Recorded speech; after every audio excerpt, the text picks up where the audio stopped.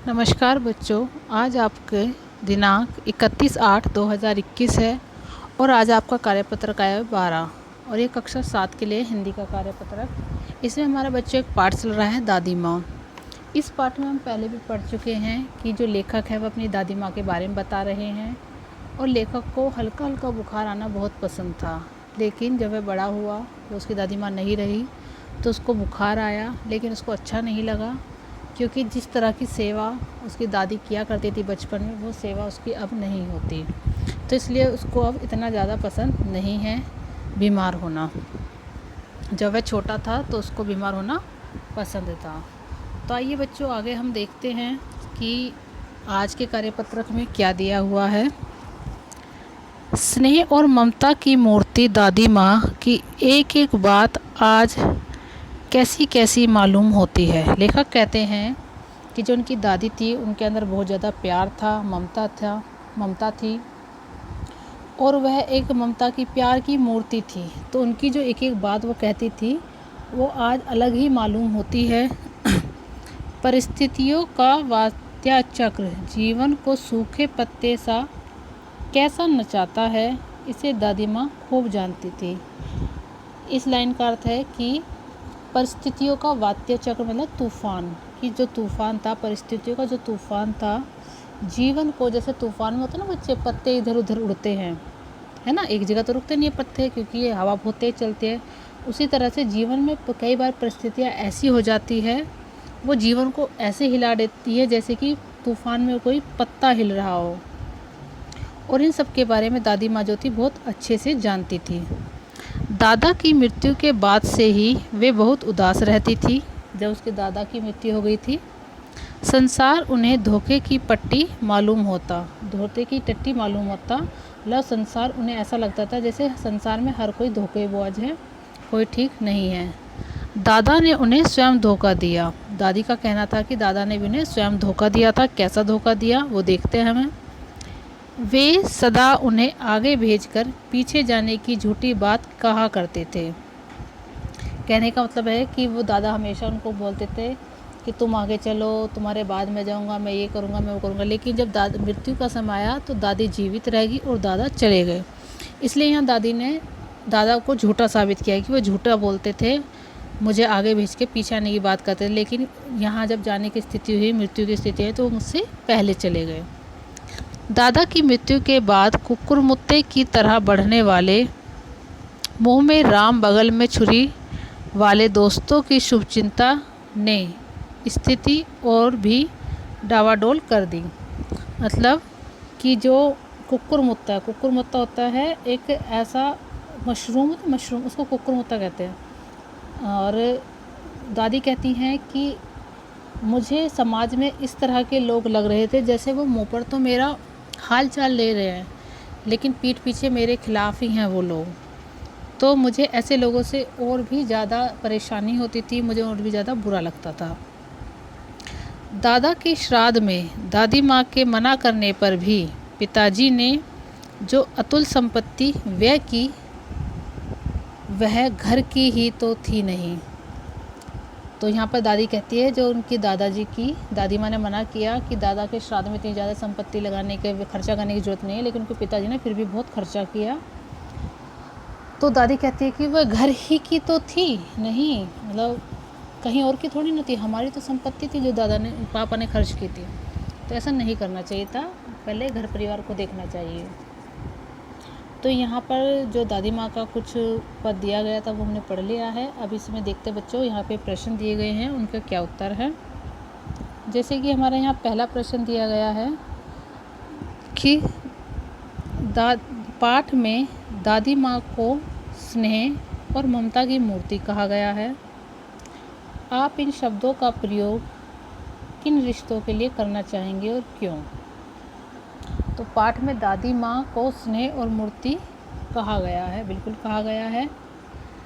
तो इन शब्दों का प्रयोग हम किन रिश्तों के लिए करना चाहेंगे। हम अपनी, जैसे हमारी माँ के साथ हमारा रिश्ता होता है ना, हमारे पिताजी भी होते हैं ममता की मूर्ति, ऐसा नहीं कि पिताजी नहीं होती, सिर्फ माँ होती हैं। और भी हमारी बहन भाई सभी लोग हैं जो हमारे लिए ममता की मूर्ति होते हैं, जैसे हमारी दादी थी और हमारी दादी दादा भी है। ठीक है। उसके बाद हमारा प्रश्न नंबर दूसरा है कि शब्दों को उनके सही अर्थ के साथ सुमेलित करें। अब शब्द में जैसे कुक्कुर मुत्ता है ना, कुक्कुर मुत्ता मतलब इसके साथ अंग्रेजी शब्द मशरूम का पर्यायवाची है कुक्कुर मुत्ता। वात्य चक्र मतलब तूफान, और अतुल मतलब जिसकी तुलना ना हो किसी से भी। इसके साथ हम मैचिंग कर देंगे। फिर तीसरा प्रश्न है हमारा, मुंह में राम बगल में छुरी, जो ये वाक्य है इसका क्या करना है, वाक्य में प्रयोग भी करना है और लिखना भी है ना।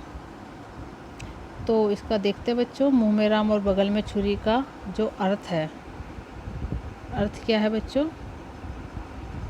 अर्थ है इसका कि बाहर से मित्रता पर भीतर से बैर। ठीक है, बाहर से मित्रता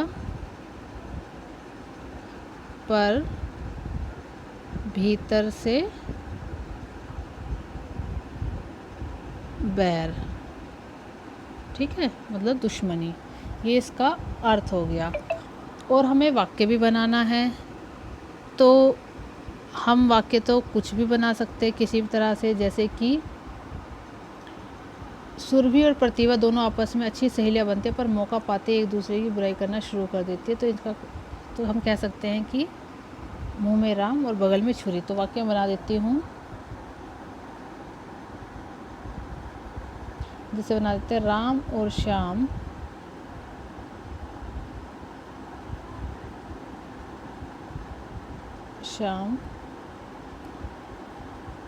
पक्के मित्र हैं,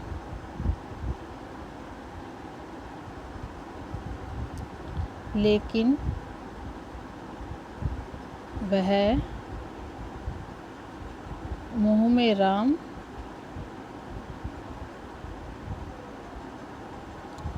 और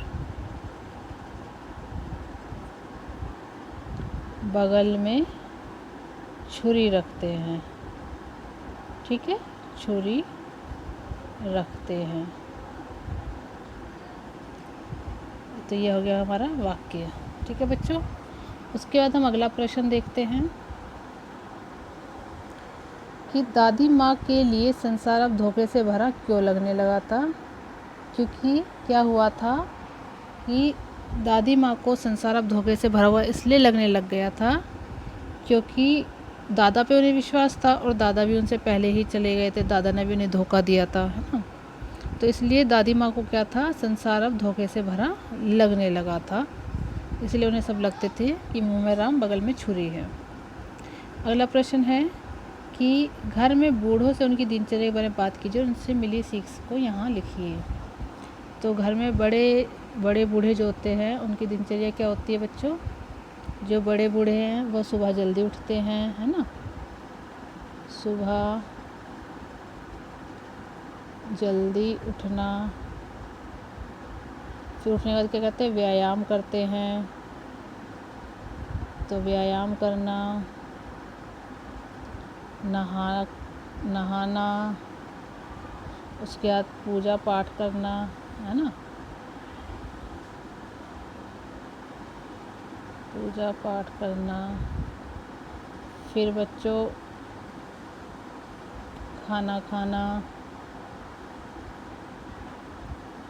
है ना, और परिवार के सदस्यों का भी ध्यान रखना, सभी का ध्यान रखते हैं, सदस्यों का ध्यान रखना।